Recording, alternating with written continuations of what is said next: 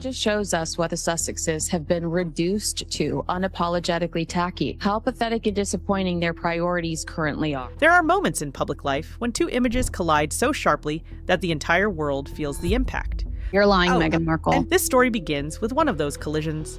Prince Harry's ultimate shame as he puts the Kardashians before the veterans who he claims to care most about. On one side of the ocean, London stood still beneath a grey November sky where the royal family gathered in solemn silence to honor the men and women who died in service. They are so déclassé and tacky, these two. On the other side, half a world away, cameras flashed inside a billionaire's Beverly Hills mansion as Prince Harry and Meghan Markle slipped into a party that was never meant to reflect reverence or remembrance. Instead, it was built for spectacle. And that was all intentional. You are the human sacrifice, you dummy. Diamond chandeliers, velvet tuxedos, and the Kardashian empire posing beneath lights bright enough to wash out the night.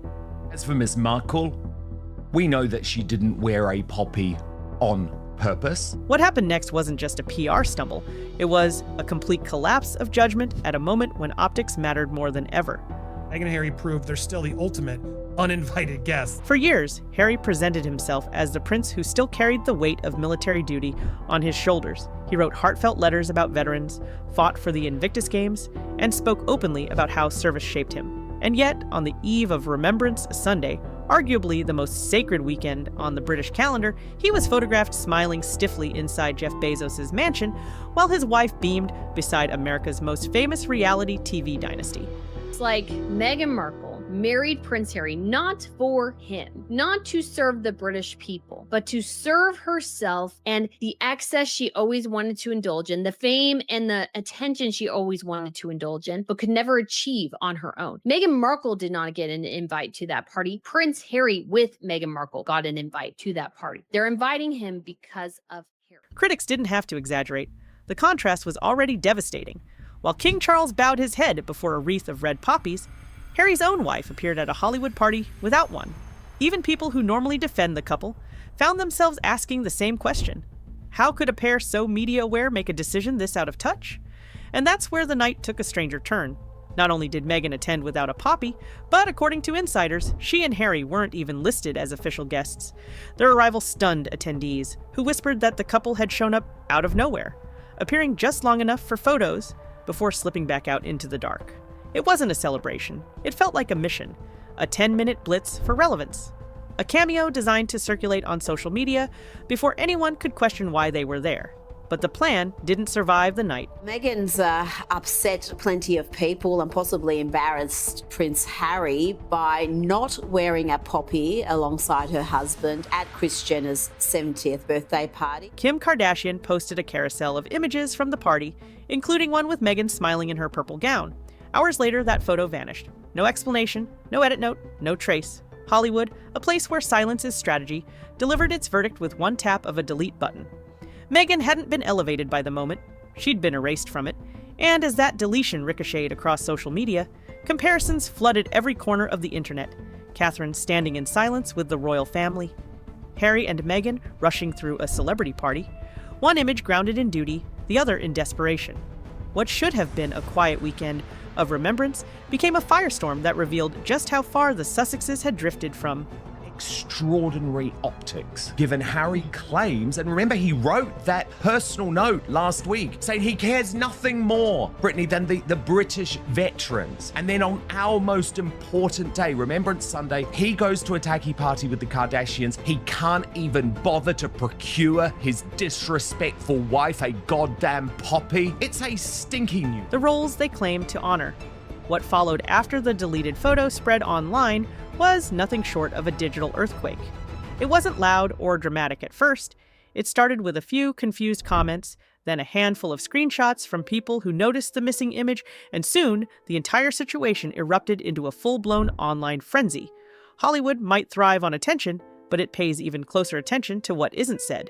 And the silence from both Kim Kardashian and Kris Jenner became the most powerful part of the story. Because in the world of celebrity branding, removing someone from a post is never casual. Everything that reaches the public is polished, calculated, and filtered through layers of handlers. So when Meghan's photo vanished, people understood exactly what it meant. It was the worst thing that Meghan and Harry could have done. It just shows how disconnected they are from not only the public, the Remembrance Day, the people of the UK, but also from themselves, from each other. They are very disconnected from each other. She wants one thing, he wants another. And every time they step out here, him looking miserable and her looking so happy, it's very difficult. It wasn't a glitch. It wasn't an oops. It was a curated decision from a family that knows how to protect its image better than anyone. And in that moment, the Kardashians made it clear that Meghan Markle was not someone they wanted attached to their narrative. Suddenly, the conversation shifted from why were Harry and Meghan at the party to were they ever supposed to be there at all? Insiders began whispering that the couple's names were never on the official guest list, not in the emailed invitations, not on the security paperwork, and not among the meticulously arranged seating notes. Their arrival reportedly surprised even people inside the mansion. Some claimed the room fell quiet. Others said cameras turned toward them out of sheer confusion. Whatever the truth, nobody could deny the tension.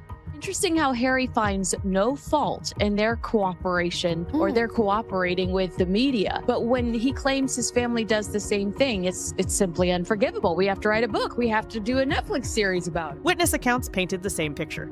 Meghan glowing for the cameras, perfectly positioned in the center of group photos, Harry hanging behind her, expression tight, posture rigid, looking like a man who'd agreed to something he instantly regretted.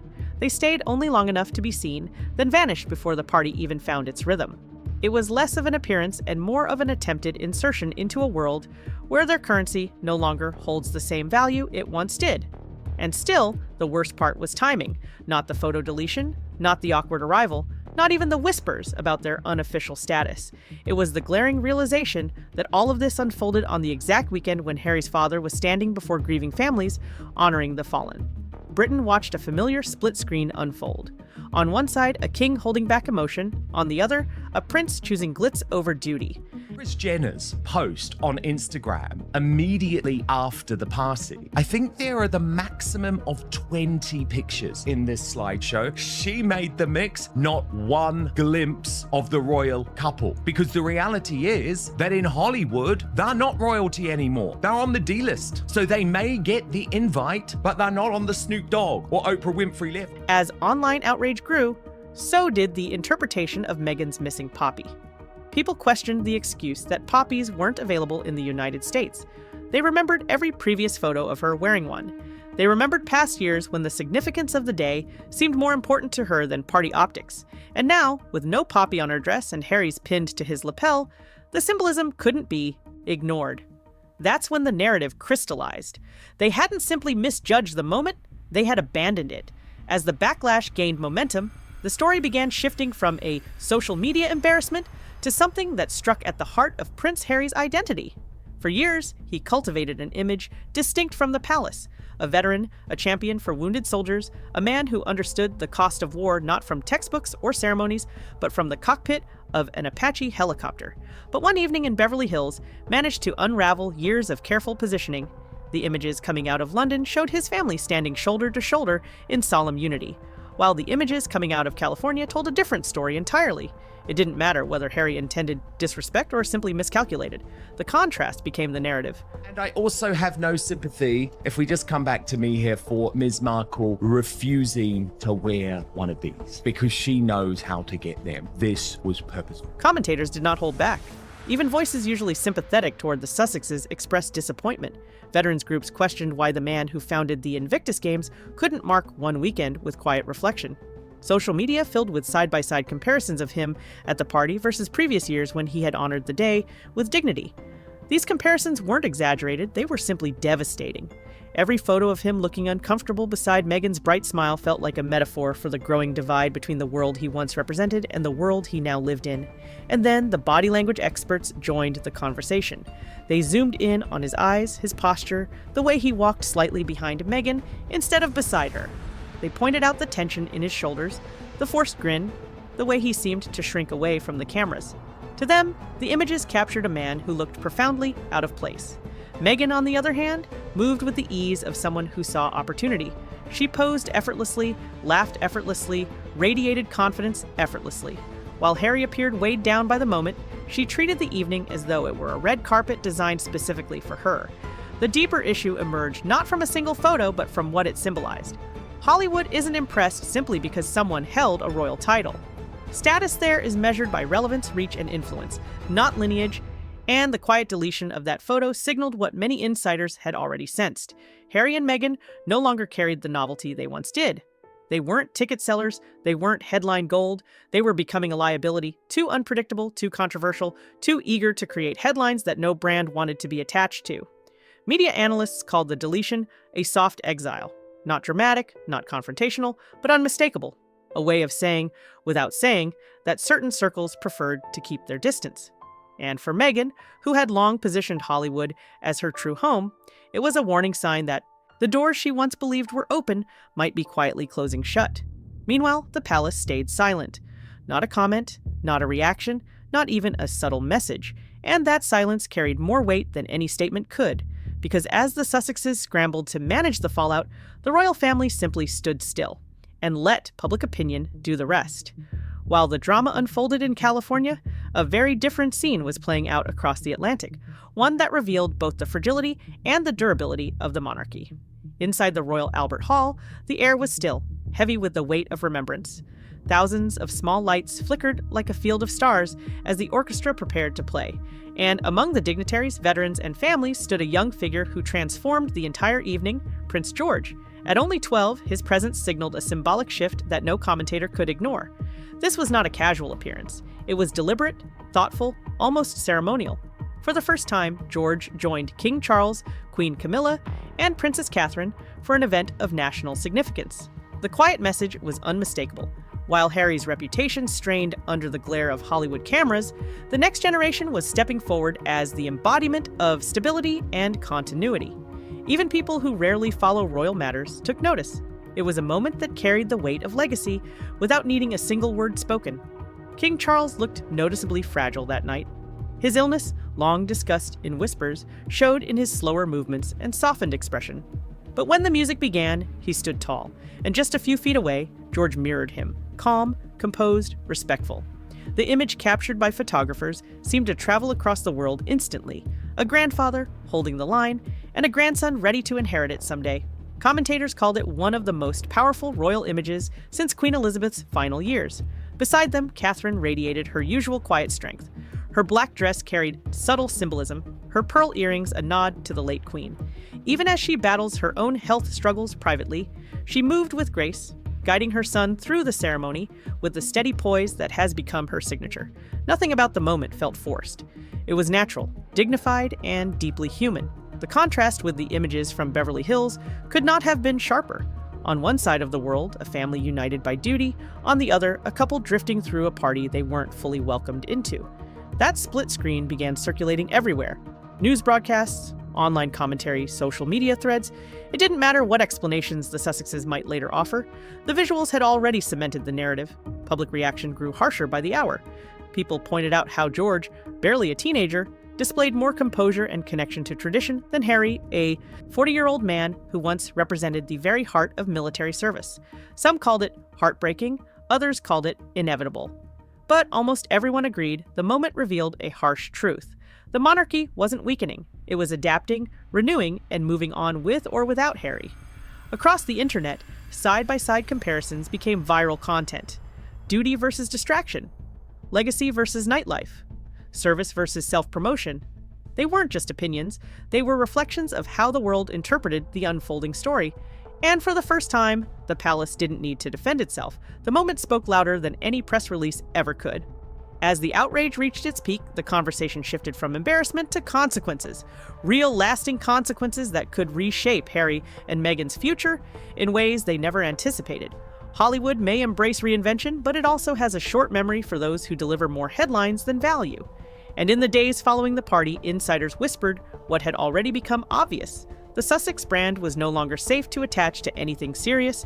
Too much noise, too many controversies, too many moments where the couple seemed to generate drama faster than they generated accomplishments. Publicists began speaking off the record, saying what studios and executives had quietly felt for months. Every partnership with them turns into a storm, one insider told a trade paper. People want distance. Even former allies in the entertainment world, once eager to align with Meghan's celebrity, started to ease away from her orbit, when even the Kardashian circle, a group built on controversy, spectacle, and reinvention, decides to keep you at arm's length, the message is unmistakable. But the most significant consequences weren't unfolding in Los Angeles. They were unfolding in London, behind the thick walls of Buckingham Palace. According to insiders, King Charles held a private meeting with senior advisors shortly after the party scandal erupted. It was not a meeting filled with anger or theatrics. It was quiet, controlled, and deeply serious. The key question reportedly placed on the table: what options exist to formally address the behavior of non-working royals who continue to damage the dignity of the institution? It was the closest the monarchy had come to acknowledging that the situation with Harry and Meghan could no longer be ignored with polite silence. Charles had tried patience. He had tried distance. He had even tried compassion. But being publicly undermined on a national day of remembrance while battling his own health struggles had crossed a line even he could not overlook. Legal advisors began reviewing an obscure constitutional pathway that would allow the crown to adjust or even revoke titles from individuals who no longer uphold the principles associated with them. It was a slow, meticulous process, but one that signaled a dramatic shift in tone. This wasn't retribution, it was preservation. The monarchy survives not just on tradition, but on public trust. And every misstep from California chipped away at that foundation. Meanwhile, Harry and Meghan attempted to pivot. Their team pushed stories about upcoming projects, hinted at new ventures, and tried to steer attention away from the deleted photo. But the timing betrayed them. Their attempts at distraction only underscored how desperate the situation had become. Netflix had grown quieter. Spotify was gone. And now even Hollywood was beginning to question whether aligning with the Sussexes was worth the headache. In the end, the most painful blow wasn't the deletion, the backlash, or even the whispers inside the palace. It was the realization that respect, something Harry once earned with authenticity and service, cannot be bought, restored, or forced. It has to be lived, and on that weekend, beneath the glare of Beverly Hills lights, respect was the one thing they left behind.